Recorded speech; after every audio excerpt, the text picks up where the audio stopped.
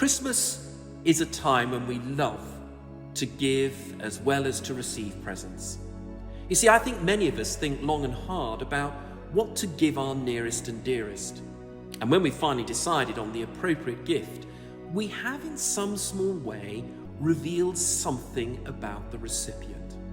You see, at the end of the day, if our nearest and dearest is a football fanatic, then they're probably not going to be best pleased to receive a gift about cricket, unless they happen to be interested in cricket and football.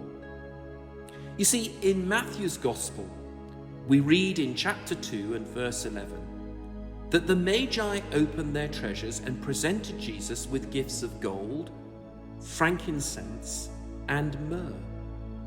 Now, at first sight, these seem strange gifts to give to a baby. So what do these three gifts tell us about Jesus? You see, these gifts reveal three things about Jesus. Firstly, who he was. Secondly, what he came to do. And finally, what it would cost him to do it. Gold was a precious metal then, as it is today. It's always been associated with royalty and divinity. The present of gold reveals two important aspects of who Jesus was. You see, he was the King of Kings and also the Son of God. Like the present of gold, the gift of frankincense reveals two important aspects about what Jesus came to do. Frankincense is a white resin or gum. It comes from two types of frankincense trees found in southern Arabia and northern Somalia. The resin is obtained by making incisions in the bark and allowing the gum to flow out.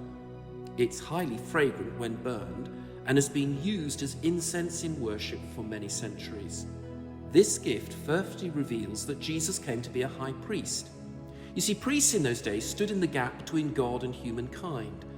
Only the high priest could approach God in the Holy of Holies in the temple once a year.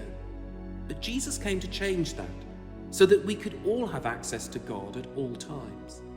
Secondly, the gift of frankincense reveals that Jesus came to be a sacrifice, wholly giving himself up, like a burnt offering. And that brings us to the third gift, which was probably the strangest of them all, the gift of myrrh. You see, this gift reveals what it was going to cost Jesus to give us all that personal direct access to his Father.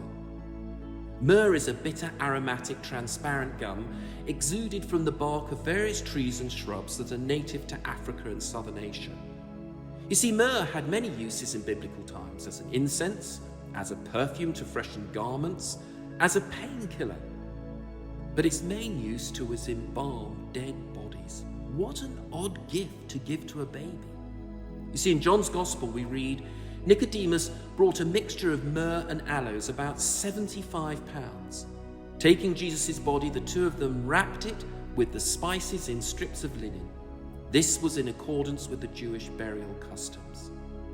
You see, I wonder if Mary, as she saw Jesus dying on the cross, remembered that her son had received a gift of myrrh from the Magi shortly after his birth. So as we open our presents this Christmas, let us remember that they often reveal much about the recipient. Jesus was given gifts of gold, frankincense, and myrrh by the Magi, and these gifts certainly reveal much about who Jesus was and what he came to do, and ultimately what it cost him.